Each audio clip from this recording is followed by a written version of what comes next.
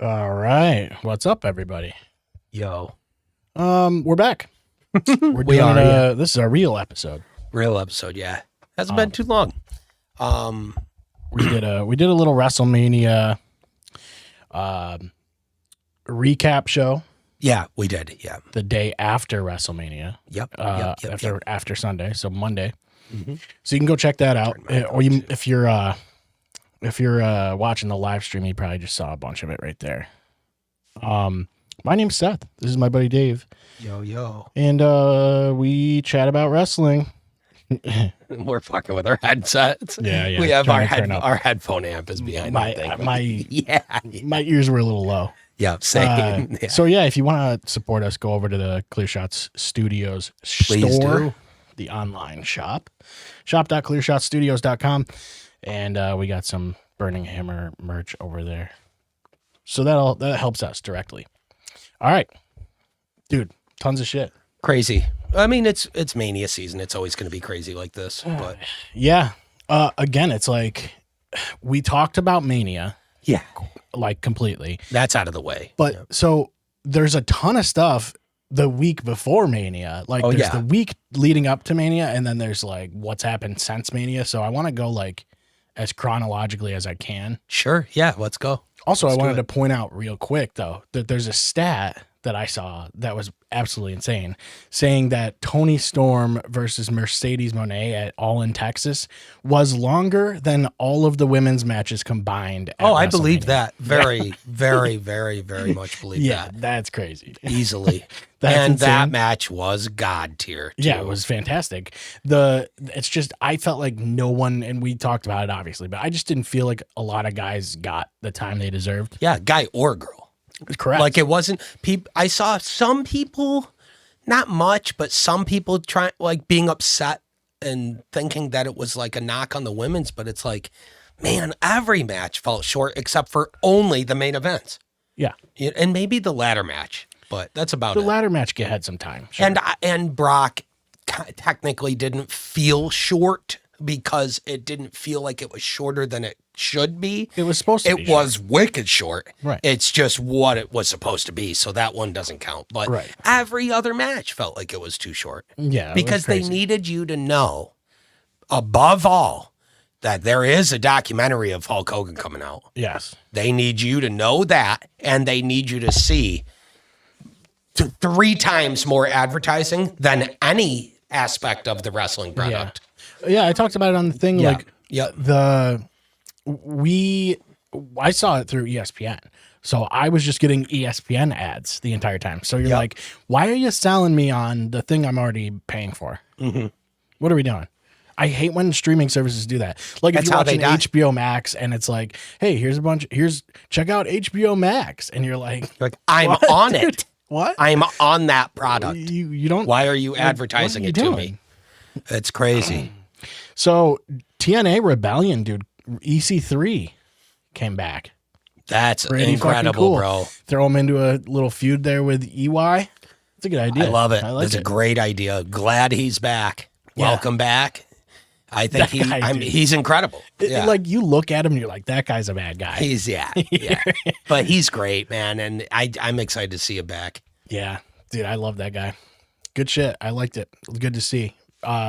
It's cool to see TNA pop up in my feed Oh once in a man, while, yeah. you know? I follow him and stuff, so I get him probably more regularly than the average, just like Yeah. wrestling follower who might not necessarily be seeking out all that stuff. But even still, they'll never pop up in your feed as much as AEW or WWE. No. And that's one thing I think positively changed when they signed that like talent share deal with WWE.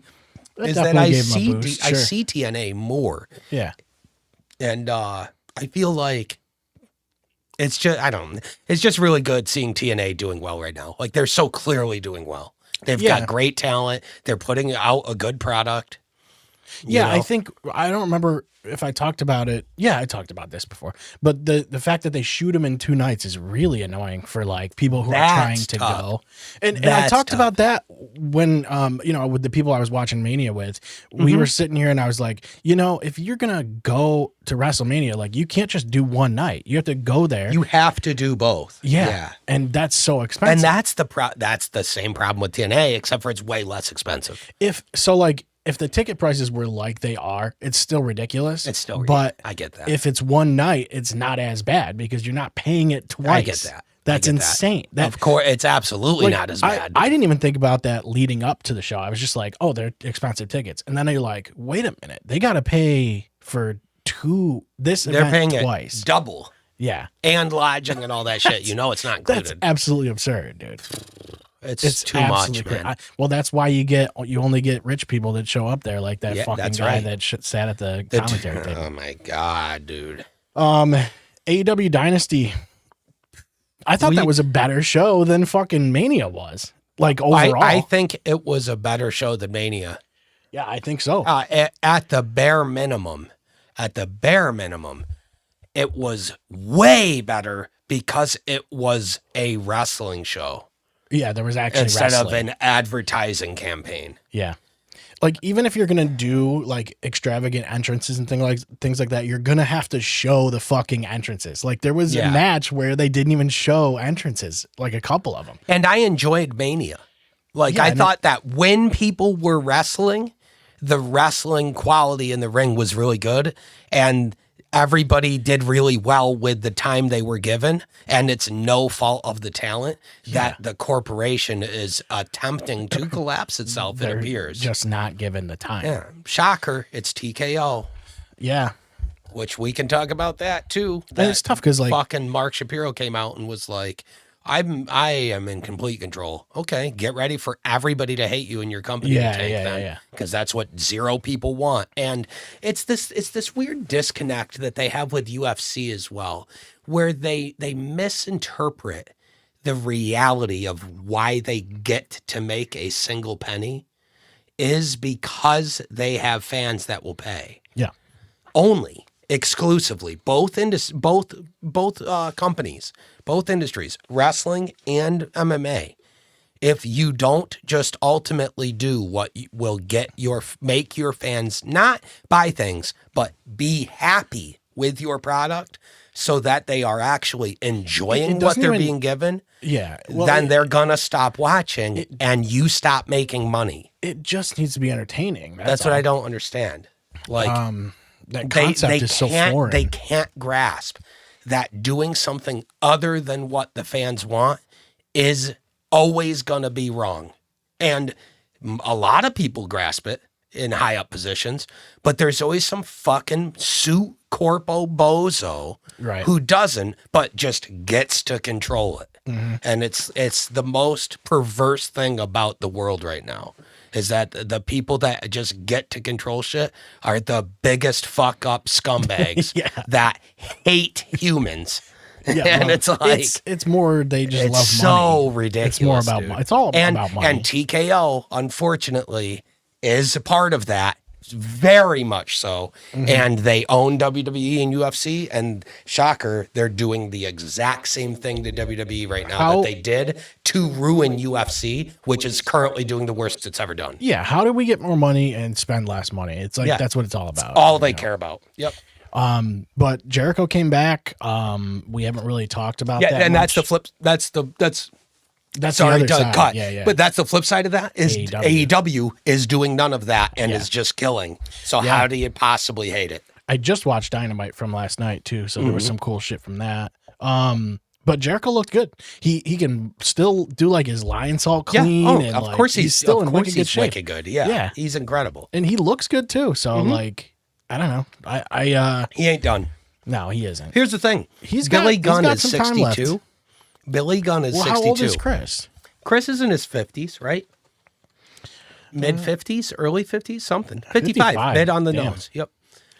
He doesn't look 55, dude. No, he looks great, man. You can tell he takes care of himself and shit. But look at Billy Gunn. He's 62 years old, And he's there, and he looks like this at 62. What? He's 62. What? Wow. What? That's fake. Like, that's so ridiculous to me.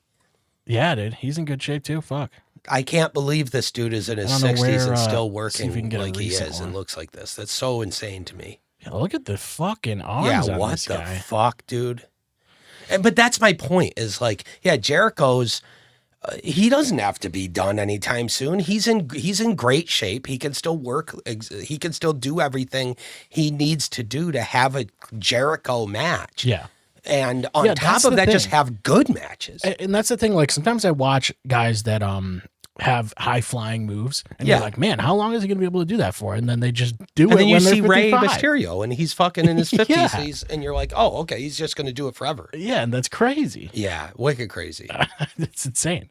So Darby, dude, he's been fantastic, and this is like So good. I'm so happy about that. It's not even funny. this is before he had won the title. And he had a match with Andrade that was really good. And I don't know if we talked about that one or not, but I don't remember at this point. But he's literally like, when he does his dives to ringside, he's like in a full blown sprint, like a Braun Breaker sprint, dude. It's crazy. He just has no regard for how he's gonna land or like what's gonna think break. that what it actually is he's just really good at making it seem Makes like he it doesn't. look that way. Yeah. Yeah. He reminds me of like the Jackass guys that like know how to land right. You They know know what I how to mean? land right. Well, those guys, they might tell you they know how to land right, and then you watch it and you go, they don't know how to do shit, and they're lying to get to air this. They survived a lot They of shit they survived. shouldn't have survived. Yeah, he very much knows what he's doing. Yeah. And man, him winning the title, Yeah. that was just one of the most feel-good moments in a long time. Yeah, absurd, dude. It was so incredible. And they did it so well. Like, they've had MJF beat him, twice now in major moments, and beat him both times with the headlock, like the headlock takedown or whatever, right? Into the pin.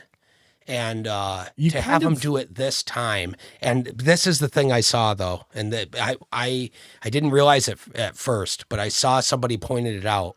It makes the whole thing so special, dude. And props to MJF for doing this, for also knowing. Of course he does. He's the game number 2. You know what I mean? He's such a student of it, and so is Darby.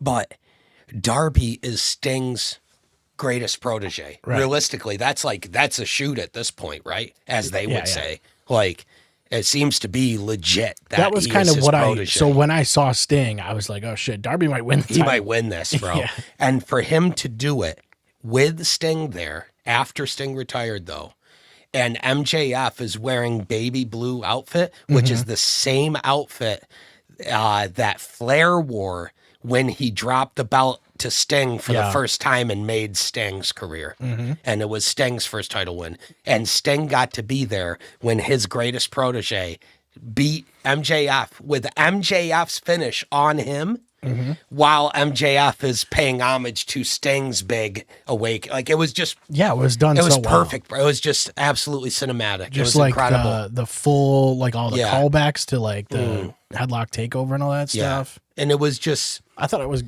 well done, dude. well done, well deserved. In my opinion, a little overdue. And And we've been saying for a while, Darby's one of the best they have.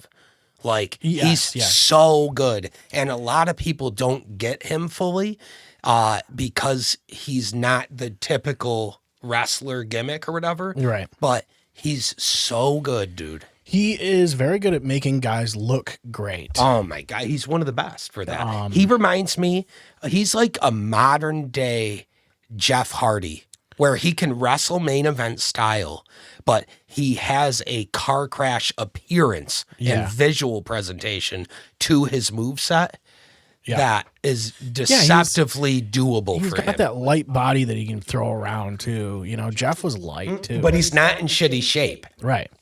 He's shredded. You know?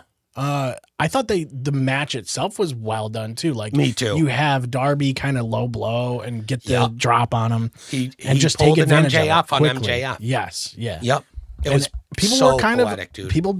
I don't know, dude. Some There's people always like going to it, be some bots people and don't. weirdos that are Right. like, "Oh, this guy." But that's my point is Yeah. people are like, you're putting the belt on Darby. AEW is done. I'd be like, Yeah, you you're can't like, what? can't even consider statements like that because they're so far removed from Yeah. reality. This It just guy's- is a bot or somebody that's just trying He's to too start an small. argument. He's too small, and you're like, Yeah. what? Rey Mysterio was Brother, yeah. There's 100 reasons why that doesn't work. like my dog's taller than Rey Mysterio. Mhm. And Rey Mysterio is one of the most believable, beloved underdog, probably the greatest single underdog wrestler ever is Rey Mysterio. Yeah, He's also the greatest of 100 other things, but that's one of them. Yeah. You know what I mean? He's just one of the guys that if he's not on the Mount Rushmore, it's because he's on the mountain right next to it. You know what I mean? Like, I mean, it's- he's yeah. just looking right at it. You're- He's so close to being one of the top 4 greatest ever in the ring. Oh, it's for sure Hall of Fame as soon as he's done. Oh Like, my God, yeah.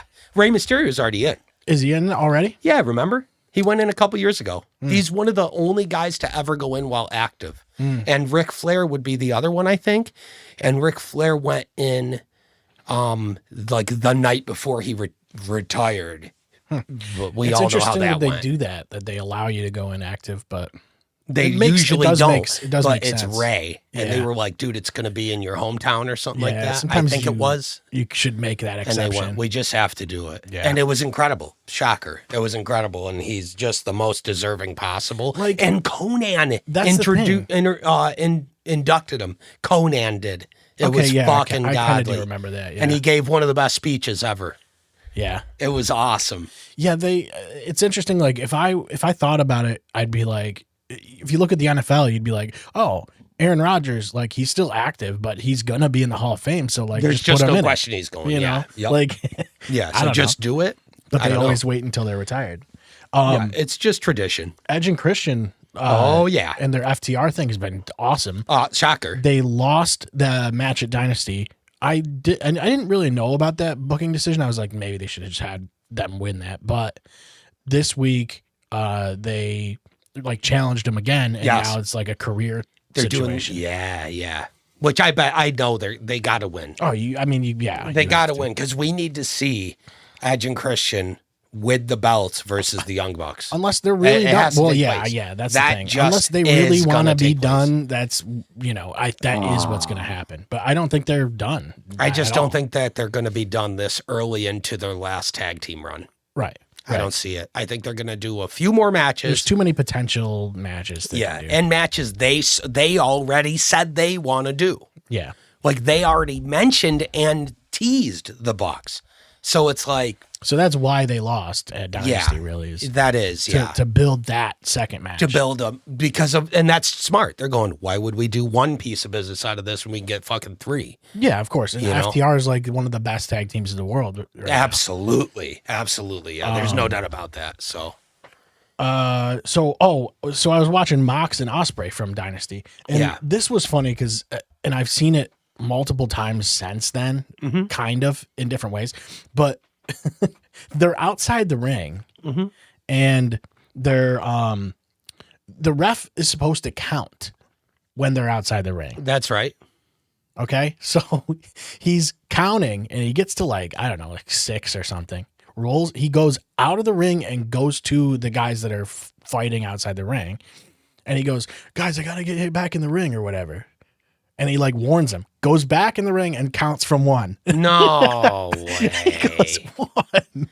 It's like, dude, no. That's not how that No, works. you were on 6. You start You were at on 7 6. again. He tried to sneak it through, but that's funny, dude. It's so funny though. That shit's funny. But it's yeah. like from He's a trying ring to buy him psychology time. standpoint, yes, he is. But it's like Mox or Ospreay should have the they should be like, they just should roll in the ring and come back out. Yeah, and you'll see guys do that, and you'll see them do that. So it's funny. They must have Yeah, just been not break the realizing. count, man. That's so funny. But sometimes you watch matches and they're just like outside the ring for like and so it happens long. on both shows. Like Yeah. this isn't an AW thing. It happens in WWE Yeah. too. And every time you go, no count, huh? Yeah. Like, dude, at Mania, Roman hit Punk with the stairs. Yeah, we yeah. talked about it, and the refs just didn't. And it he's was like, it's fine. and they did a good job on commentary by playing into the fact that the ref in the work, you know, in the presentation of the show, the ref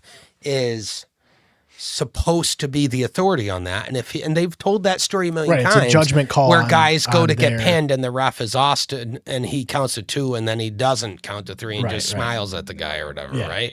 So like we know it's supposed to be up to the ref. So if the ref goes, I'm not going to call it. We've seen that in a funny way, right? Didn't we have a match where Damian Priest was the guest ref or LA Knight? It was LA Knight. Yeah, it was Knight. It was Knight, and he was just going, I just decided I'm not going to call a punishment on that. You hit him with a chair? I didn't see anything. Yeah. So like they can and what they did with that was the commentary just was like, man, he's really letting him go. And they're like, well, it is a title match. Yes. But they just played into the fact that like, hey, it's not their call. Acknowledge that it happened and it's weird, but it's up to the ref ultimately. And the concept is, and I get that. In UFC, if it's a title fight, you give guys more chances. That's right. And we've definitely seen fights where we're like, are they going to call it? And they're like, man, the ref is really letting this one go. We've seen fights in the UFC where guys have come back from looking like they're knocked out. Like Czech Congo versus Pat Barry. Crazy shit. Yeah, so we know. That's the idea that they're trying to convey. Yep. But I don't know if it was intentional. Like, I don't know if Roman... I don't think it was intentional, but... It's a really good audible to know about and have in your pocket in case of an event like that. Some people handled it well. Some people were like, well, it's part of the ring, right? Like I don't buy that. The stairs. But like if you do that fucking like springboard thing under the ring and you hit him with the supports of the ring, that's a weapon, kind of. Right? I mean, you're going at the exposed thing. It's no different than pulling the mats exposed turnbuckles and stuff like that. That's all the ring. Yep. No, you're right. 100%. It's just a weird... It's a gray area, but I think they handled it the right way by just going, no, it's the ref's discretion and it's up to him, you know? Yeah. But back to it was AEW, a good match. though. I thought Mox and Ospreay was a good match. Overall, it was, yeah. It's just you'd have this weird thing Absolutely. that I saw, and I was like... And they handled it well, too, by sneaking in an extension because they're covering. Out there. But by having the ref go out and go, what are you doing, dude? We need to get you back in here. And then he starts counting and like, the sharp eye notices he's restarted the count. But a lot of people probably were just paying attention to the action, reality, you know? Right.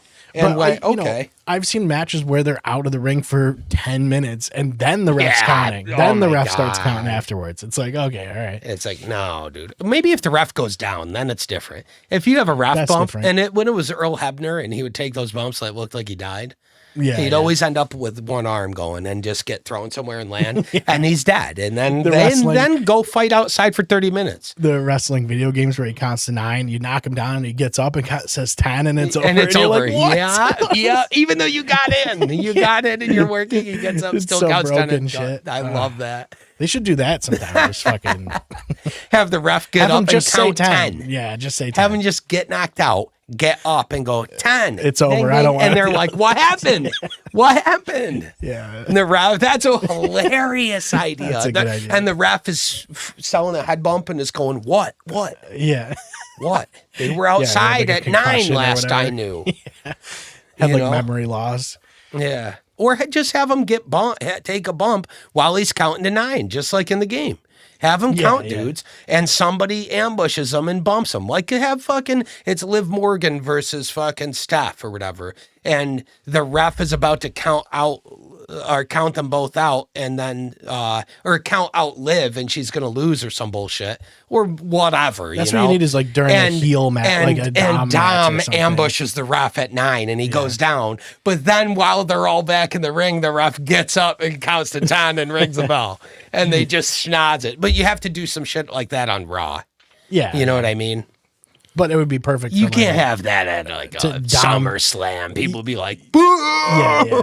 But you want a heel that's going to like rage out. Yeah. Going, what? Flipping out. And then go talk to Adam Pearce. What do you mean? Get in his face. And, talk to Adam Pearce about it. I love that shit. That's where you need it to happen to Chelsea Green, because she's just an absolute god with that shit. Yeah. She is. MJF and Kenny Omega was a fucking war too. Of course, yeah, we knew that would be. That was a great match. And Kenny lost that match. MJF was still on his run, and now I get Like, oh, that was the move, man. Yeah, because and there's speculation that MJF was injured, but it's way more likely he's shooting a movie or something, right? I think that's what I've heard. Yeah. So it's almost like they knew they were going to go to Darby, and Kenny was like, yo, I just want to have a good match with the champ. Like, let's do it. We'll make him look like $1 billion before he leaves, and he'll look even better when he putting comes Darby back, over. too. Yeah. And he'll have an excuse because we just went through this crazy war. Right. So he's beat up. He gets shocked. Yep. He gets Yeah, it made perfect sense because now you can convince the crowd that Darby's capable of winning the match. That's right. That's right. And what you do is you have it be like, yeah, you might have snuck that one over on MJF, but now you get to have MJF go away. Yeah. And he's going to come back pissed at Darby. And you give Darby a real run. While MJF is away filming, have Darby hold that title and have an actual, like a fighting champion reign like he says he wants to do, you know? Yeah. And he will do. And if as long as there's, I don't know knock what on they're this doing. fake ass wood, no injuries, you can have Darby ride that out and have a wicked good title reign that just completely makes him having all these incredible matches with top guys. And by the time MJF comes back, Darby's going to be built up It as seems this to be the believable plan. champ. So I don't know what They're they're gonna doing get with a war MJF. with I those really guys. don't. So like he's gonna have a TNT title match now. Oh, weird. MJF is, but the way that they're approaching the Darby thing is he's just saying he's gonna have a title match every week, Let's go. and so that's the way it's going. Yep. It's And going now we so need far. Orange Cassidy to beat him next week. Yeah. And he'll go down as one of the worst champions ever. Yep. That's what'll happen. Not Orange, Darby. Yeah. Orange, if Orange ever gets that belt, he's going to be legendary with that belt. Because one, also a deceptively wicked good wrestler who is hilarious. he's like a comedy knows act, his too. character. Yeah. He can turn up the volume and be intense though. Right. That's why I love Orange. Because you see him and he comes off and you're like, this is such a joke. That's so stupid. Then you watch him wrestle. And you see matches he's had with guys like fucking Mox and shit Yep. and Jericho where you're like, God, he goes to war, man. Yeah. Like that dude is so good. So good. Yeah, he is. He's definitely a polarizing character. And for not people, considered one of the pillars, which is strange to me. too. Because he's an OG. Yeah, he is. Yeah, But it's really always been about like Darby, MJF. It's really been about Darby and MJF. Yeah. But then also Jungle Boy is in that mix. And then who's the the fourth? Box and Kenny and all. No, those but guys, there's a fourth pillar who's just Adam Page. Hangman. Yeah, of course. Sure. It's got how do you not consider him? Yeah. As far as the guy, like, because we have Jericho, we have Mox, and we have, people like that, but they were already there. Or they were already established guys. Those four, MJF, Darby, Jack it's Perry, like homegrown. and Adam Page, were Right. their biggest four pillar, like homegrown young guys. They're gonna give the stamp as their guys, their homegrown stars they made from scratch. Right. Not truly because they were on the indies and stuff. Carrying the company on the shoulders of those main But characters. Hangman, I don't think is talked about as one of the four pillars either. I can't think of who it is, but they've had like all four of them in the ring together and had like the four pillars match. And it's not the same. It's not the same. Like, I wonder if it would because say. back in the day, like the All Japan pillars were like Jungle Boy, Sammy Guevara. Sammy Guevara is who it is. Yeah, that's who it was. That makes sense. Yeah. No. Where the fuck has he been? I'm not familiar. That's a good question, actually. The best pillar by far is MJF. It's not close, with Darby as his secondary. Jungle Boy and Sammy are good, but no, they're not the Four Kings. I just don't see how you can go, here's the four kings of guys that are homegrown monstrous talent in AEW that have been carrying a lot of the weight and weren't established as main event guys elsewhere. How do you pick anybody but MJF, Darby, Hangman, and Swerve?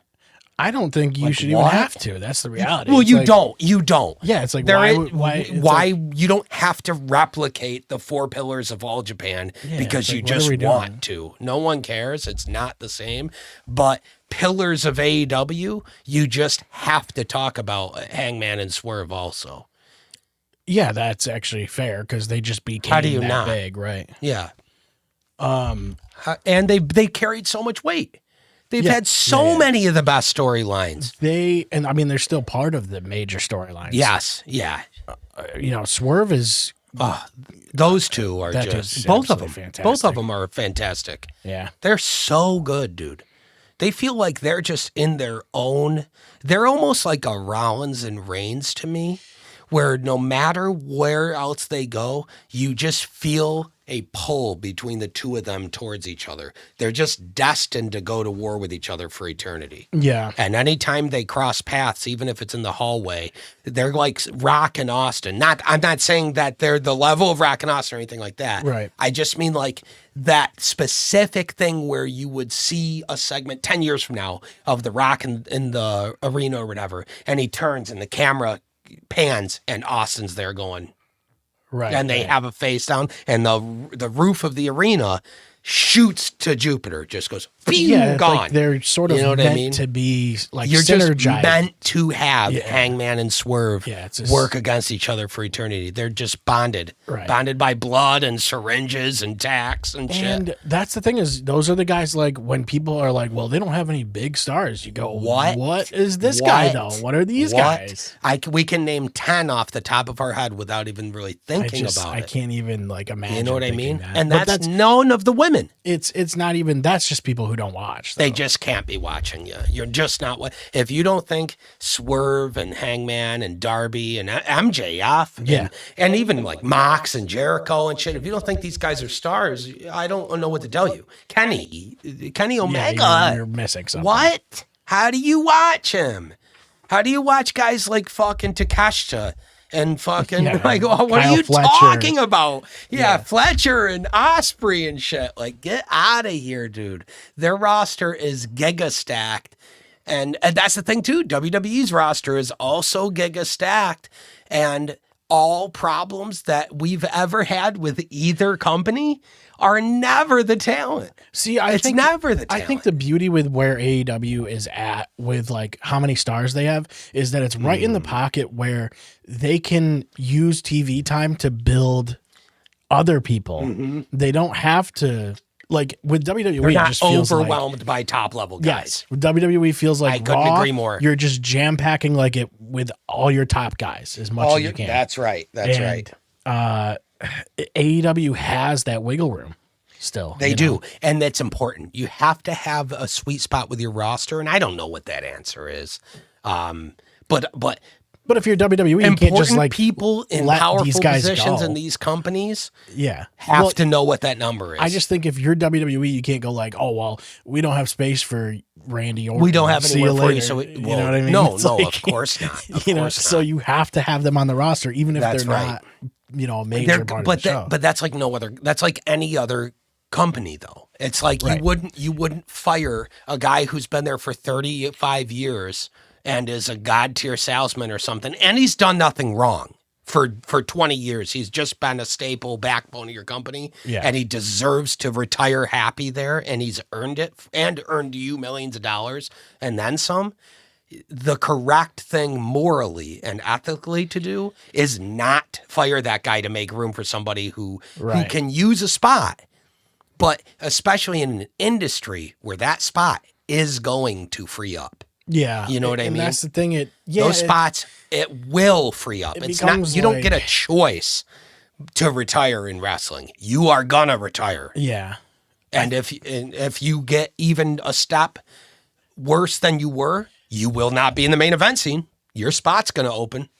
You know what I mean? Yeah, sometimes it's like I'm looking at it again from like a football position. It's like if I have a QB2 that's like already established and is like a big deal, and my quarterback 1 that I'm trotting out there every Sunday is fantastic too. Yep. I still want QB2 on my team because I don't want him somewhere else. That's right. You know what I mean? You have to have guys that are ready in case somebody gets injured. Yeah. To slot in that can handle it. It's depth. It's depth. Yeah. Roster depth is a huge thing, and we spent so much. But not only that, but it keeps your competition from having this guy, the asset. That's true. And we spent so much time in a wrestling era where there was not a lot of talent depth, that now that it's the deepest it's ever been by miles. It's without a question. It's without a question. You have two companies that have like 50 god tier talent. And then each. you have TNA who has like a chunk of wicked and good they've got a ton of wicked good guys. So and the indies have people that are good now too. You know? Yeah, that's true. There's AAA guys that Oh are my making names for god, themselves. AAA and I mean, AAA is a WWE company now. It is, yeah. But then there's also Japan. There's all kinds of good guys over in Japan too. So it's like there's just always, you know.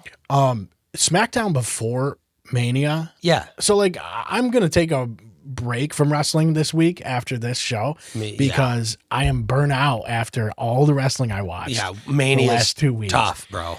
The Friday night SmackDown, there was no main event. No. It was just Cody and fucking Punk. Yeah, just coming out and they just told each other good just, luck. Like, sucked each other off, and it you're was just like weird, bro. But this is what I didn't understand is like if you're gonna have that segment, like have it on the show, that's fine. But why the main event? Why is that? Why do you not have a main event the night before WrestleMania? Even if you slot in younger stars, yeah. To give them an opportunity. That's right. Before Mania that aren't on the card. Like there's people that were not on WrestleMania card and you can put them in there. You could have used them. Yeah. Hello. Use the opportunity because you don't have to be worried if they get hurt. No. Because you're trying to understand. The idea is like, oh, well, we don't want anybody to get hurt before Mania, but they're not on the card. That's so right. Give them a match. Even if it's like a tag match or something. Just like, something. Anything. Yeah. That was just baffling to me. Why is that your main, basically? There was what before it? There was like a battle royal or some shit, like some fucking weird shit with like 6 people or something like that. Yeah. I was like, I don't even know what's going on with this fucking show. That was weird, that's for sure. Yeah, I thought SmackDown before Mania was weird. And it's like a prime slot. It's on that same weekend. So why wouldn't you do something here? That whole week should have been insane. Yep. Then after Mania, so Rhea and Io are like still in this tag team. And I texted you and I was like, dude, why doesn't Rhea turn? Yeah, I don't know. Like that would be perfect because it gives Io a title shot. Yeah. And she's like a big deal now. They don't need to be a tag team right now. And Rhea needs someone to feud with like now to make this a thing. It just, are they going to have her keep feuding with Jade? Because I want to see her feud with, I mean, maybe not right now. You can now because she's going to have to go. She's going to have to go to SmackDown. I must see Rhea and Paige interact. I must see it because Paige, like, I'm ultra biased. Paige is one of my favorite women's wrestlers ever, and she was like, she's the most unsung, important, like, pivotal person in the women's revolution. Because of her problems, she had addiction problems and there was a lot of problems. She went through a lot, and she's back. She's only 34. She's prime, bro. Like she's ready to go. Her injuries are all cleared up. She's been sober for like 8 years. Yeah, she's in a wicked good place. She's back. I've been seeing things ever since she's been gone of her training and all that shit. Oh yeah, dude, she's like over prepared for it. Mm-hmm. She's gonna crush. So like, and she looked great in the match. She had a bunch of spots in the match, and she was great in all of them. Yeah, like, she's gonna get. I can't wait to see Paige do more, and it's Paige, so you have to start. Like she's only gonna be around for a few years. That's for damn sure. She's open about that. This is the last run she's on. She says it openly. This is the last run I'm going to have. I'm home. This is my last run. So have her feud with people that we've always wanted to see. Have some legacy stuff, and it's not hard. It's not stepping on anybody else. She deserves to be there. Well, and it's like, only going to be a certain amount of time. Hey, we're going to put her in another feud with AJ. And then AJ's like, peace out. Yeah. No, but I do want to see them together at some point. It would be cool. Even if they don't wrestle. Even if they just have a moment where like AJ comes out and you get to see them together. But you don't need it. You don't need them to wrestle. We need to see Paige work with all the people that are on her list if they're there. Modern performers. Yes. Yeah. Also, it looks like Punk and Cody are going to be like, Yeah. a Looks thing like they're here. going to be feuding. Which is, I mean, kind of naturally it makes the most sense to me. It does, and it's where all the money is. It sure is, yeah. Yeah, that's just big names. That just could be hand a over fist money. SummerSlam, maybe. Also, Roman and Jacob Fatu. Yeah, Roman and Jacob Fatu is that's gonna be sick. yeah. That was interesting too. Kind of like getting back to this bloodline thing. Yeah. Jay and Jimmy show up with Roman, and I'm like, so we're just gonna go back in. I'm not mad. Yeah, I'm not mad. That's like, the best thing they ever did. it was kind of just out of nowhere though. It was out of nowhere. Yeah, that they were just there. They're like, you guys remember this a couple of years ago? Yep. We're doing it again. Roman as the champion is the most believable thing you'll ever show me. Yeah, just look at him. Yeah. When he came out to his old demon shit, he came out with the belt, and I was like, of course, this guy's money. Like, duh. Yeah, he needs to stay active though. That's all. That's it. He's got to be active. Because you had Punk who was super active, for the Super most part. active. I wouldn't say super active now that I think about it, because it's like he had matches, but like it wasn't. But Darby he Allin. was on the show every week though. Yes, but he wasn't having. It's he not wasn't like killing him. matches. No. But he would have matches, but it was mostly he was doing all the tours. It wasn't. He was doing everything he could, everything asked of him. It wasn't what Really Darby, living the champion spot. what Darby says he's doing is having a match every week. Yeah, it's like that's different. active. That's like super Cena's active. U.S. Open Challenge, or all the U.S. Open challenges, really. Yeah, They try to do that, and that's the beauty of the U.S. title. right. Which There's levels now. to how Trick active Williams you has be. it, right? I don't. Trick Williams just beat Sammy, but was it for the U.S. or was it IC? I can't remember which one. It was IC title, right? It's got to be the Intercontinental title. It's right? got to be the Intercontinental title, right? Yeah. Yeah. So then, who's the U.S. champ? Good question.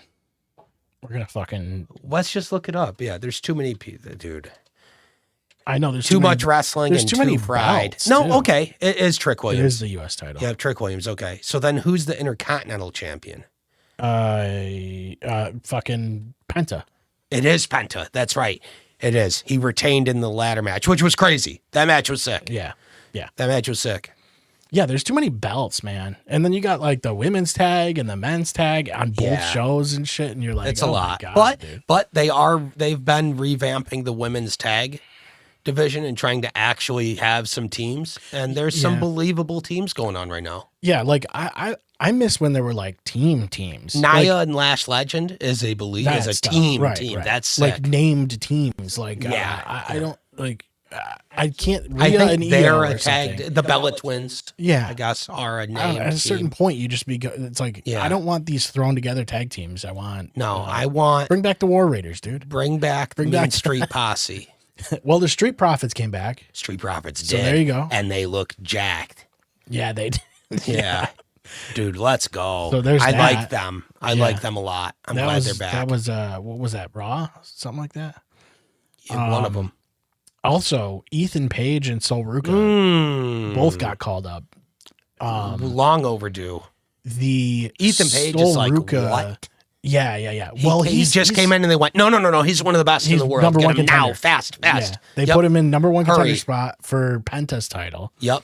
and then Sol Ruca. Yeah, she's not a She looked great. overdue. She's perfect against- timing. She's against great. Liv. Yeah, she's great. And she finished up. She like wrapped up her feud with Zarya there in NXT. Yes. That was crazy too. Did you see that Wicked spot? crazy. Oh my God. Zarya shoved her. Dude, that was crazy. She needed to go a little farther back. She I did. think. It was dicey. She smacked her head pretty bad on the Yeah, first that was table. a rough fall there, but But still, crazy spot, cool spot, ends the feud. Loved it. Zarya's now going to go on a fucking tear. yeah. And Yeah. she's great too. I mean, Sol Ruca's Dude. so ready, dude. Oh, She's so yeah. She's already shown she's ready. She's done a few things. She was in the Rumble and shit, wasn't she? ready. I believe so. Yeah. Yeah, dude. So I'm She's happy been on for the main her. She's roster a good. couple times. you She's know. had spots. She's but people. this is her. This is the actual- coming out on the main roster party Yeah. for her and Ethan Page. And Ethan Page it's going to be really tough to convince fans to not force that guy into the main event picture because he's a god. They're putting him in a title. They're putting in a minor title picture already. He is so good, dude. Yeah, he's so good on the mic. He has his character down. Yep. He's so good, dude. That guy is he's the closest thing you have in WWE right now to someone like an MJF. Yeah, the brash, egotistical, but can absolutely go in the ring. Yeah. Like, he's great. Man, like I love that old school type of character. I just do. Me too. How crazy is it that Ethan Page came in and just went, I'm on the main roster fast, laser, right, over guys like Ricky Saints, who is wicked good and ready for main roster, but he's also one of Cody's true friends in the business, and even he's not on the main roster yet. He doesn't. I don't know if he needs to yet. You know?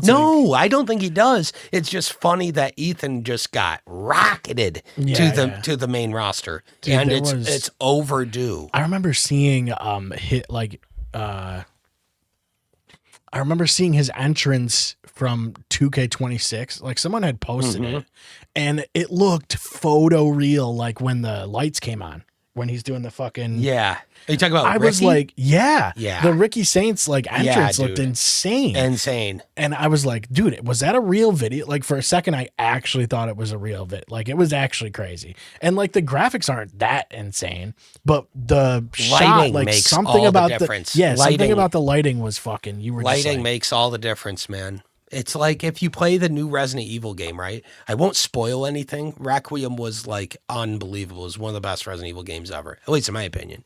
But one of the things that made the game so good is that the lighting is a certain stylized lighting that makes it feel real, like more real. It makes like monsters almost have a body horror feel. Yeah, here it is. Here we go. Is this it? Yeah, 2K26. Dude, it looked so good. I don't know if it's going to really come through. You're going to go, no, it looks like shit. Yeah, that looks so good. Doesn't that look wicked? Yeah, now you can tell it's not. It. But that first shot is so good when the lights come on. Yeah, I was, dude, that looks incredible. So good. What? Yeah, that's awesome. Like that's what games need to look like right there all the time. And Ricky's great, man. He's so good on the mic. He came in ahead of the curve. You know what I mean? Yeah. He came in ahead of the curve, but so did Ethan Page, and I would argue way more. Like, right. He seems like he's had more time in the business than anybody. Well, it's different because you're working in the performance center. Like it's a different thing. Like you know how to work WWE's style, like how they want you to work. It's a different thing. It really is. Yeah, and what gets you called up is when you master their style, or at least get good enough at their thing where they see in you that you're ready. Exactly. Not that like you're just good. You're proving to them that you can do what they need you to do. That's right. Finn beat JD. That was a decent match too. Yes. That's whole thing's interesting too, because like I don't understand. You would think that the demon thing should be like the culmination of all of this, you know, but they're gonna carry a lot of this Judgment Day stuff along a little bit more. Yeah. And that's okay. And we did a lot of like, I don't know, the demon thing. I thought they didn't handle it that well, but me neither. Yeah. And evidently neither does Finn, because he just got done saying on Cody's podcast how he wishes that they would make it a surprise and let him use it when he wants to use it, not just when they want to try to sell tickets off the back of it. Because otherwise it instant becomes a gimmick. You go, oh, it's just a money grab, and it has not. And when we already know that that's how Finn feels, so now we know he doesn't give a fuck. Yeah, and he stopped doing it in the first place for that reason, because of that. And they went, let's bring it back and advertise it to sell tickets and just completely fuck him over. Fuck that, dude. Given it was sick and he crushed it, shocker. We knew that. But it would have been even better if we didn't know that he was going to be the demon. He did a good job. I can't imagine how you could think otherwise. I fucking thought some of it was cringe. Like I hated the paint. Some of the paint on his like back and shit. You're like, why? Yeah. Why are they writing demon? Overdone. I don't know, man. But we talked about Roman and Jacob. That should be fun. That should be fun. I don't know. We'll see. Well, you know that both of those guys have chemistry, and you know that they're both good. So it's like, well, And who's better than Roman? Like, let's really think about it. Who's better than Roman overall? Who's had he has the record for WrestleMania main events. He's handled that pressure over and over and over again. Yeah. He's done whatever level of cinematic, whatever they need. His promos, his in-ring work, like his ability, his timing when it comes to being in front of the biggest crowds on the biggest stakes. You know what I mean? There's a certain point where you've been built high enough to where you can settle into this John Cena spot, right? Where, That's right. Yeah. You don't have to put on like the most incredible matches, but not even that. What I'm saying is it doesn't have to be extravagant or too complicated. No. Nothing you do has to be dangerous or. No, you get to a point where you transcend the moves and then you have the best matches anybody ever has. And it's not because you did a fucking backflip. Exactly. It's because you just threw sloppy looking bad punches and it didn't matter because the crowd blew the roof off for 30 minutes straight and there's people crying in the audience and shit. It's a matter of how over you are as a character. That's it. It's why a lot of people argue the greatest match ever is Hogan Rock at WrestleMania 18 and they did almost nothing. Yeah. But it didn't matter because look at the crowd. Yeah, and that's the thing, like with Cena, everybody complained about his limited moves. And then he went, okay, let's do the Open US Challenge and I'll show you guys different moves every week. Well, that's the thing is he can do it, but but don't it didn't have matter. to. You don't he have proved to. that point to the audience. Like, Yes. oh no, I can work. I am fucking filthy. I do have a million tricks up my sleeve and I don't use them because you don't need them. Yeah. I'm trying to put on memorable matches. And there's only a handful of people that are able to get into that position to be over enough to the point where you don't have to work that hard, That's right. Yep. To me, it's the same thing as like in music. If you go, we're writing the most technical music that's incredible, but it has zero catchiness to it. It has zero memorable moments. It has no earworm factor. It's just ultra technical technique only and only pops musicians versus songs that are technically challenging to play that's still high level musicianship taking and place. There's something that but catches you. It's constant memorable moments. Yeah. And that can be hooks. that could be any genre from Van Halen to Sting to fucking Between the Buried and Me to Opeth or some shit, know? Like Between the Buried and Me would be one of the greatest examples of a band that writes a lot of very complicated material that on first listen, you might not notice the moments. But if you pay attention, there are moments, but it's definitely less digestible than like fucking Jump by Van Halen, which still has, or Hot for Teacher, which has crazy ass musicianship, but it's also swinging and also makes the every same tempo, human geek. the entire time, same time signature. Yeah. And it's just verse, chorus, verse, pre-chorus, verse, chorus, whatever. Right.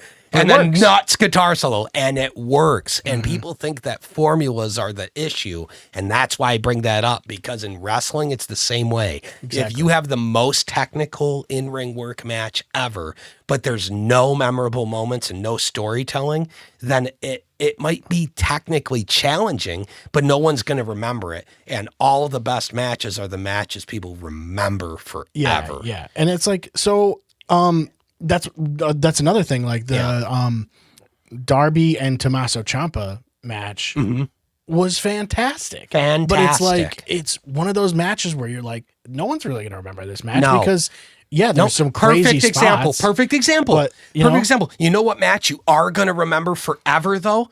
Darby versus MJF, where he did a coffin drop 4 times after a low blow and then did a headlock takeover for a pin. Yeah. That's and you're never going to forget it if you're a fan of those guys. The storyline. You know what I mean? Whereas these guys had an incredible, and I loved that. I love that Tommaso Ciampa comes in, he's instantly fighting for the biggest title. This was crazy, dude. Yeah, let me show that again because I'm going to show it. I don't care. Yeah, we'll show it. It takes 2 seconds. But this is a wild spot. Onto the outside. Oh, my God. Like on the mats, on the floor. Yeah, that is so crazy, dude. And then they go to a commercial break. Some people were like, well, why isn't that the finish? And I'm like, dude. well, do you understand ring 'Cause it doesn't need to psychology? Yeah, because if they're both taking an impact here, he's not gonna. Ciampa's not gonna win pop from up. that. Yeah, he can't cover him on the outside, and he's not gonna pop up and throw him into the ring and pin him. And the psychology behind the spot is that he just can't kill Darby, so he's trying to pull out everything wicked, risky stuff where he's gonna hurt himself, but he might hurt Darby more, and he's hoping he survives it and can get Darby in the ring to pin him eventually. It's like, how do you not? He's just trying to wear him out. I don't get how you don't get that. Understand the whole concept of it. Yeah. But anyways, it was a great match though. This was I loved that match. I didn't think it was necessarily the least memorable match ever or anything. I've definitely seen worse. Sure. I thought it was a great first title defense against a guy who's deserved it for far longer than he's been in AEW, and it made me really happy to see it. Yeah. And I'm very happy we're going to see more of Tommaso Ciampa in that main event circulation. He needs to be there. I think it's great that Darby, world title. Darby said, like, I'm just going to put my body on the line every week, you know? Yeah. And, you know, and if someone gets hurt, me and takes it, cool. Or if he gets hurt, somebody else takes the title. Like, and then now it's on you. Yep. I love it. That's how it should be. Fighting champ saying, I'm going to make this title the most badass title there is, not like in a hardcore title way, in a prestigious way where it's like the guy who has this has to go all in, and he has to be a fighting champion or he's despised. I'll tell you what's going to happen is he's going to go through all these matches week after week and just be exhausted when MJF's going to come back and pull a fast one on him, get the belt back, same way, and never defend it and be a scumbag and shit. He can do it the same way. And it'll be perfect. The story's going to be the same. Darby's going to be exhausted. Yeah. After his match, it's perfect. Yeah, you could do that. You can tell that AEW sees MJF and Darby as two of their top guys among the guys they really do see as their top guys, and you can see that with Darby's championship, they're going a step further and doing something that wrestling fans always dream of and WWE will literally never do or rarely ever does, which is give compelling main event level storylines for world title level defenses to guys on the up. Yeah. You know what I mean? Exactly. They'll never do it. A guy like fucking Brody facing Darby for the world title is going to be God tier, dude.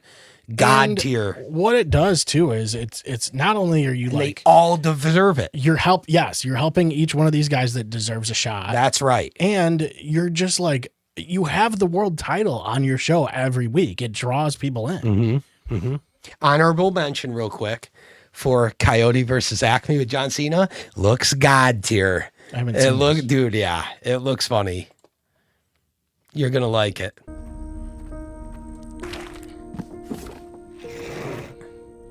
Oh no. First off, if you're an old fuck like us, you grew up watching Roadrunner cartoons, and so just the thought of anything to do with this is like, I'm in fast. But now what it actually is so perfect, dude. I love this like Space Jam mix of like real like, but look who's in this. Cartoons with fucking Forte. This is so funny, dude. Wily Coyote. He is reckless. And it's literally like a court. It's not gonna be a drama, but it's a court scenario of Wily Coyote trying to sue Acme for all the shit he's gotten fucked over on with malfunctioning equipment and shit. This is your opportunity to really show people. Yeah, this and Forte is the lawyer. Companies think they can do whatever they want. We're sick of it. This is gonna be ridiculous, dude. We really have nothing. I saw a comment on this. Someone said, "Oh, a female lead pass," and I was like, "That's so scummy." The internet comments are trash, but also pretty funny, dude. Yeah, and the only reason we're even watching this is because John Cena. Yeah, but he plays the Acme guy in it. Oh yeah. Where's Michael Jordan though? You know what I mean? Yeah. Michael Jordan's the actual reveal. I just like, I'm so obsessed with that like live action with the cartoons. It's so specifically cool. Looney Tunes always works with that. Yeah, of course. That reminds me of like what's that show? The chair company or whatever. Oh yeah. That Tim Robbins is doing, where it's just like he's trying to hunt down the chair company that had a chair that broke on his stage or whatever. Yeah. So hilarious. ridiculous. Yeah, I love, dude. Cena's great in movies. He Cena's really great. is. And his hosting of Mania was good too. And you could tell he genuinely, for what it, like, you could tell he understood what it was and was going, I just, Yeah. It was funny because, like, I think the best part was when Danhausen's explosion thing went off. And he scared the shit Dude, out of him. he apparently loves Danhausen. I love that Danhausen calls fucking Ethan Page, he calls him Egon because of ego. He just calls him Egon, bro. I love that. That's like Cold Steve. Cold Steve is amazing.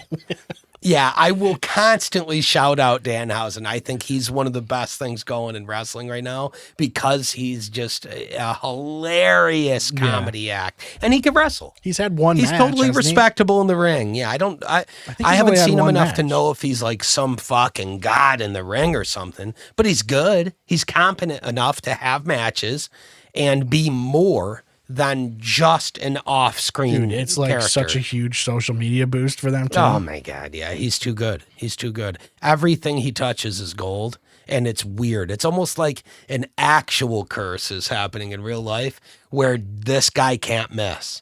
You know what I mean? Just whatever he touches is gold, and so far out there, abstract away from like the title picture and shit.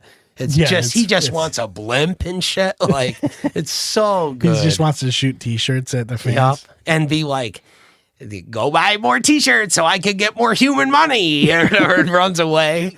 Oh my God. But him doing the pop to be like, you can't see me. Yeah. Thinking it was going to be sick and just poof. The lights are all and then up. he just books and crawls under the ring, dude. So funny, dude. I love that shit. So good, dude. So good. All right. That's it, everybody. Yeah. Thank you for watching. If you're watching live, if not, it's every other Thursday. You can check us out on YouTube and Twitch. All that's going to be in the description, probably. Go to the store, shop.clearshotstudios.com. Buy some merch, buy a cool shirt. The worstling shirt or whatever. The Worstling. Worstling. And Worstling. Give us your human monies. Give us human monies, please. That's so stupid. All right, everybody. We'll see you in a couple weeks. Peace out.